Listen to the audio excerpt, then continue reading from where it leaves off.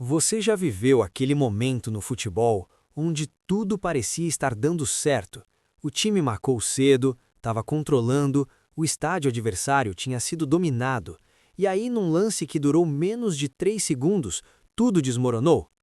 Hoje foi exatamente esse dia para o Barcelona. O Barcelona quase fez história no Metropolitano. Pela primeira vez, venceu o Atlético de Madrid em casa numa fase eliminatória da Champions League, um feito inédito, e mesmo assim foi eliminado. Ganhou e não levou. Mas o que me deixa com uma raiva diferente não é o resultado, é que a eliminação tem uma assinatura, um padrão, um erro que já aconteceu antes, que foi discutido, que foi analisado e que voltou a acontecer no momento mais crítico da temporada. E aqui está o que muita gente não vai querer ouvir. Essa eliminação não foi azar. Ela foi construída ao longo dos últimos meses, peça por peça, decisão por decisão. Vamos destrinchar tudo isso agora. Fala, pessoal! Seja bem-vindo ao canal. Se você assistiu ao jogo e ainda está processando o que aconteceu, você está no lugar certo. Se você gosta desse tipo de análise, sem clubismo, sem exagero, com contexto real, já se inscreve no canal. Aqui o futebol é explicado de verdade. Vamos lá! Olha, quando o Flick divulgou a escalação de hoje, deu para perceber imediatamente. Ele foi pro tudo ou nada. Sem meias palavras, sem plano B guardado, sem o mínimo de cautela. João Cancelo na lateral, Gavi de volante, posição que na minha visão pode ser o futuro dele. Dani Olmo na ponta esquerda perdendo um pouco de intensidade, mas ganhando em habilidade e criatividade. Formação pensada para atacar desde o apito inicial, pressionar alto e tentar resolver o placar no primeiro tempo. E funcionou. Por pelo menos 45 minutos, funcionou de um jeito que poucos esperavam. Mas aqui está o que muita gente não percebe nessa decisão. Flick não estava apostando num milagre. Ele estava apostando na única coisa que poderia funcionar contra o Simeone no Metropolitano. Porque se você recua contra o Atlético em casa, sabendo que precisa de 2 gols, você entrega o jogo antes de começar. A única chance era exatamente essa: intensidade máxima, pressão imediata e tirar o Atlético do ritmo confortável que ele domina dentro de casa. E nas primeiras rodadas, funcionou. Menos de 60 segundos de jogo. Lamine Yamal já balançou a rede no Metropolitano. Pensa no impacto psicológico disso. O Atlético de Madrid em casa, precisando só assegurar o resultado, com a torcida empurrando, e leva um gol antes de ter tempo de respirar. O Camp Nou explodiu de longe, o Metropolitano gelou, e o Barcelona continuou pressionando. O Atlético estava errando demais, sem conseguir sair da pressão alta. Foi dessa pressão que saiu o segundo. Dani Olmo assistindo, Ferran Torres finalizando. 2-0 no agregado, Barcelona precisando só segurar para o jogo ir para a prorrogação. A questão é a seguinte: nesse momento do jogo, o Barcelona estava fazendo tudo o que precisava ser feito. Era o time melhor em campo, com mais intensidade, com mais criação. O Atlético parecia desorganizado, sem resposta. Mas aí chegou o único momento em que o Barcelona abriu brecha no primeiro tempo, e o Atlético não desperdiçou. Griezmann encontra Llorente para Lookman finalizar numa jogada de categoria. Gol, 2-1 no agregado. E a pressão volta para cima do Barcelona de um jeito diferente. A mesma linha alta que dá ao Barcelona velocidade de ataque e pressão intensa é a mesma que, quando mal executada por 1 segundo, entrega profundidade para jogadores da qualidade de Griezmann e Lookman. Não é culpa do sistema, é o preço do sistema. E quem escolhe jogar assim precisa aceitar esse risco. O segundo tempo foi outro jogo. O Barcelona, que tinha dominado os primeiros 45 minutos, começa a sentir o desgaste físico. Um time que pressionou com intensidade máxima, num estádio hostil, contra uma das defesas mais bem preparadas da Europa, o corpo cobra essa conta no segundo tempo. E Simeone soube usar isso. As substituições do Atlético renovaram o gás do time. Entraram jogadores frescos, mais rápidos, com mais energia. O Barcelona passou a recuar mais, a perder divididas que estava ganhando no primeiro tempo, a circular a bola com menos segurança. E esse é um dos grandes problemas que a gente vai discutir mais para frente. Quando o Barcelona precisa de um segundo time para entrar e manter o ritmo, simplesmente não tem. E aí você vê o efeito de ter um elenco curto nos momentos mais críticos da temporada. Nos minutos finais, o Barcelona tentou pressionar de novo, mas de forma desorganizada. Lamine Yamal e Ronny jogando juntos, com o espanhol deslocado para o meio, cruzamentos na área sem eficácia. Era visível que o time tinha perdido a estrutura tática, estava na raça, na vontade, mas sem o rigor coletivo do primeiro tempo. Intensidade sem estrutura em futebol é como acelerar um carro sem direção. Você chega mais rápido num lugar que não é onde queria ir. E então chegou o lance.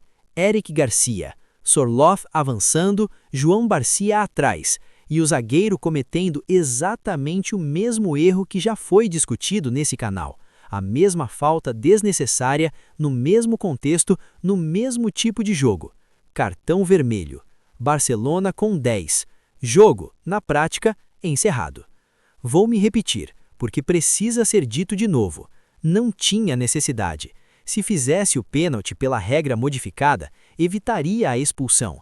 E se deixasse a jogada seguir, João Barcia, que foi um dos melhores jogadores do Barcelona nessa temporada, que provou diversas vezes que ganha duelos no 1 contra 1, talvez a jogada terminasse em defesa. Mas o zagueiro não confiou no goleiro e não conheceu a regra, e foi expulso. Isso é a 4ª vez em 3 temporadas que um zagueiro do Barcelona comete esse tipo de falta em mata-mata de Champions League. 3 temporadas seguidas, o mesmo erro em diferentes zagueiros. Isso não é azar, é a ausência de treinamento específico para essa situação. É um problema que precisa ser tratado como prioridade absoluta. E aqui tem um risco que precisa ser nomeado diretamente. Existe a possibilidade do clube usar esse padrão de erros dos zagueiros como narrativa para proteger a imagem do Araújo, que ao longo dessas 3 temporadas acumulou falhas individuais que custaram caro ao time em Champions League. Se isso acontecer, se a narrativa virar "é culpa da linha alta" ou "é azar do clube" e o Araújo for renovado sem questionamento, o torcedor tem o direito de ficar pessimista com a defesa do Barcelona por mais alguns anos. Não é para condenar o Araújo como pessoa, é para ser honesto com o que os dados e os olhos mostram. No meio de tanta coisa negativa para falar, precisa ser destacado o que foi positivo. E o maior positivo dessa temporada, no aspecto de contratação, foi João Garcia. O goleiro chegou sem muito barulho, veio do Espanhol e se provou ao longo da temporada um goleiro de nível top de Champions League.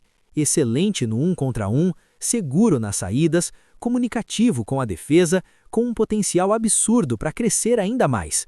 E o ponto central, ele estava lá hoje, estava pronto para defender o pênalti ou o chute de Sorloth se o Eric Garcia tivesse confiado nele. Esse é o tipo de goleiro que você quer na sua defesa, e o Barcelona acertou demais nessa contratação. Agora imagine esse goleiro com uma zaga organizada, experiente, que comanda a linha e distribui comunicação. É aqui que a história muda, porque o problema nunca foi o goleiro, foi o que estava na frente dele. Aqui está o que muita gente vai querer ignorar, mas que explica boa parte dessa eliminação. O Barcelona jogou as quartas de final da Champions League sem Rafinha, sem Balde e Frank de Jong por quase 2 meses, com zagueiros inexperientes em mata-mata de Champions League e não tinham opções no banco para repor a altura, principalmente o brasileiro. Rafinha não é só um jogador de gols e assistências, ele é o líder natural desse time. É quem pressiona quando o grupo está cansado, quem cobra quando alguém está abaixo, quem não desiste quando o placar está desfavorável. Um atleta com aproveitamento de quase 90% dos pontos disputados no campo e 64% quando está fora. E além de Rafinha, o time sente falta de reservas à altura quando os titulares saem. Quando Pedri sai, não tem ninguém com perfil parecido para entrar e manter o ritmo. Quando a zaga está com problemas, não tem um quinto defensor experiente para cobrir. É aqui que a decisão de não reforçar o elenco na janela de inverno cobra o preço. Você pode ter os melhores titulares do mundo, mas em Champions você joga com os dois, e o banco importa tanto quanto o time principal. Toda vez que o Barcelona toma um gol, aparece o mesmo coro. É a linha alta do Flick, é a linha alta. Vou falar sobre isso de forma direta. A linha alta não é a causa dos problemas defensivos do Barcelona, ela é o amplificador. Quando a zaga está bem organizada, com comunicação, com experiência, a linha alta é uma arma. Ela pressiona o adversário no campo dele, encurta o espaço, cria recuperações de bola rápidas. Esse sistema foi campeão em outras configurações do futebol europeu por décadas. O problema é que a linha alta exige exatamente o que o Barcelona não tem agora. Zagueiros que se comunicam bem, que confiam um no outro, que sabem a hora de subir e a hora de recuar. E essa liderança defensiva foi embora quando Íñigo Martínez deixou o clube. Agora você pode estar pensando, mas se o sistema é tão arriscado, não faz sentido mudar? A história diz que não. Lembra do período do Valverde, quando o time abaixou as linhas, ficou mais recuado, tentou ser mais seguro? Veio um 4-0 do Liverpool no Anfield, sem Salah, sem Firmino, com um escanteio batido rápido que pegou todo mundo dormindo. Baixar a linha não elimina erro humano, e uma defesa desorganizada vai tomar gols independente do sistema. A solução não é trocar o sistema, é encontrar os zagueiros certos para o sistema, e isso começa na próxima janela de transferências. Se tem uma coisa que essa temporada provou, é que o Barcelona precisa chegar na próxima janela com uma lista de prioridades clara. Não dá mais para improvisar. Primeiro, um zagueiro de nível Champions que comande a defesa. O nome mais veiculado é Alessandro Bastoni, da Inter de Milão. Tem 27 anos, 1,90, canhoto, rápido, físico, com capacidade de liderar uma linha defensiva. Ele reúne exatamente o perfil que o Barcelona perdeu com a saída de Íñigo Martínez. É um zagueiro que sabe comandar, que distribui a linha, que tem experiência em mata-matas europeus. Se o Barcelona fechar essa contratação, resolve o problema principal. Segundo, um reserva qualificado para o Pedri. Quando o Pedri sai, o nível do meio-campo cai de forma visível. Ou o clube contrata alguém com perfil parecido, ou é o momento de reorganizar o elenco. Frenkie de Jong como substituto natural do Pedri quando necessário e Marc Bernal como o primeiro volante. Terceiro, manter e valorizar o que funcionou. Joan Garcia provou que merece ser o primeiro goleiro do Barcelona por anos. João Cancelo mostrou que ainda tem nível para jogar no topo. Gavi na posição de volante pode ser uma solução que ainda vai render muito. Esses não são problemas, são ativos que precisam ser gerenciados com inteligência. Um clube como o Barcelona precisa pensar a construção do elenco como uma empresa pensa o seu quadro de talentos. Você não contrata só quando tem emergência, você antecipa, planeja e prepara o substituto antes de precisar dele urgentemente. O que aconteceu com a saída do Íñigo Martínez sem reposição foi exatamente o oposto disso. Com a eliminação da Champions, o Barcelona fecha mais um ano sem título internacional. E isso dói, não vou minimizar, mas precisa ter perspectiva. La Liga está praticamente garantida, 9 pontos de vantagem com 7 rodadas. É um título real, conquistado com qualidade ao longo de uma temporada inteira. Tem o El Clássico ainda pela frente, que mesmo sem implicação direta no título, é sempre especial. Não é a temporada que todo mundo sonhava, mas também não é terra arrasada. É um time que chegou nas quartas da Champions, fez história ao vencer no Metropolitano pela primeira vez num mata-mata europeu e perdeu por um erro individual, não por falta de qualidade coletiva.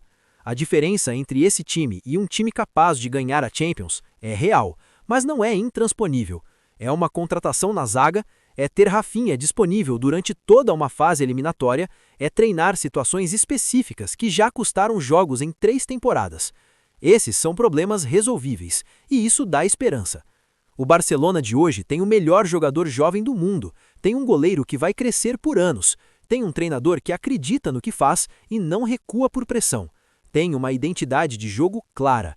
Isso não se constrói rápido e não se joga fora por causa de uma eliminação. É a base da próxima temporada. Bola pra frente, garantir La Liga, ganhar o último El Clássico e depois, na janela, trazer o que falta para competir por tudo em 2026-2027. Então é isso aí, pessoal. O Barcelona ganhou no Metropolitano pela primeira vez no mata-mata de Champions League. fez um primeiro tempo quase perfeito e foi eliminado por um erro que já aconteceu 3 vezes nos últimos 3 anos, do mesmo tipo, no mesmo contexto, com o mesmo desfecho. Não é azar, é padrão. E padrão se quebra com trabalho, com decisão certa na janela e com honestidade para olhar o que precisa ser corrigido, sem usar narrativa fácil para proteger quem não entregou. Agora eu quero muito saber de você. Me responde pelo menos uma dessas 3. Primeira, você acha que o Barcelona deveria contratar o Bastoni nessa janela ou tem outro nome que resolveria melhor o problema da zaga? Segunda, você concorda que o Rafinha é o líder natural desse time e que a ausência dele foi decisiva nas quartas? Terceira, qual é a sua avaliação da temporada do Barcelona no geral? Sucesso, fracasso ou algo no meio? Comenta aí, vou ler tudo e responder o máximo que puder. Se você acompanhou essa série de análises dos jogos do Barça contra o Atlético, do pré-jogo ao pós-eliminação, e achou que valeu o tempo, deixa o like, ajuda muito o canal a crescer e a trazer mais conteúdo assim. E se você ainda não se inscreveu, faz isso agora, porque a gente vai continuar acompanhando o restante da temporada, a janela de verão e tudo que vem pela frente. Até a próxima!